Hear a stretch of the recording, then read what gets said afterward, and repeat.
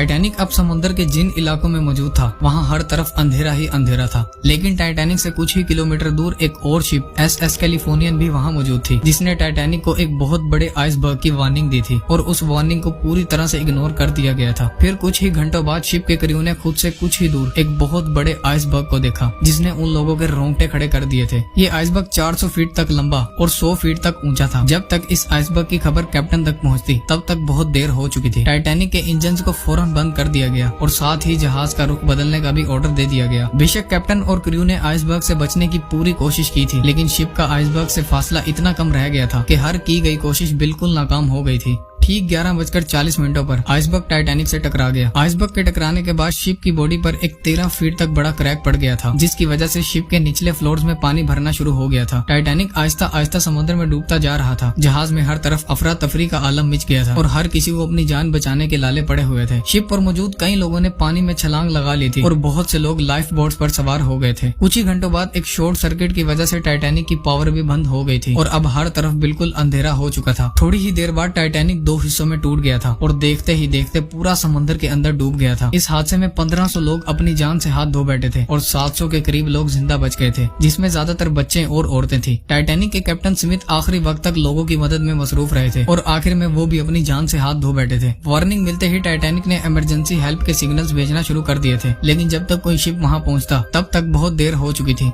Titanic को बनाते वक्त कुछ ऐसी गलतियां की गई थी जो अगर ना की जाती तो आज टाइटैनिक की कहानी बिल्कुल अलग होती। टाइटैनिक को शुरुआत से ही बहुत ज्यादा रफ्तार से चलाया गया था, जिसकी वजह से आइसबर्ग की वार्निंग मिलने के बाद इसका रुख बदलना बिल्कुल बेकार हो गया था, क्योंकि ज्यादा स्पीड की वजह से किसी भी शिप का रुख बदलना बहुत मुश्किल होता है। इसके अलावा शिप पर मौजूद अलर्टर के पास किसी भी किस्म की कोई दूरबीन मौजूद नहीं थी, जिसकी मदद से समंदर में बर्फ के पहाड़ों को देखा जाता और मिलने वाली वार्निंग्स को भी इग्नोर किया गया था। टाइटैनिक की बॉडी पर जो रिवेट्स लगाए गए थे उन्हें स्टील से नहीं बल्कि कास्ट आयरन से बनाया गया था। ये रिवेट्स थे जो लोहे के बड़े बड़े पीसेस को आपस में जोड़े हुए थे, लेकिन इन रिवेट्स की क्वालिटी अच्छी ना होने की वजह से आइसबर्ग से टकराते ही ये खुल गए थे।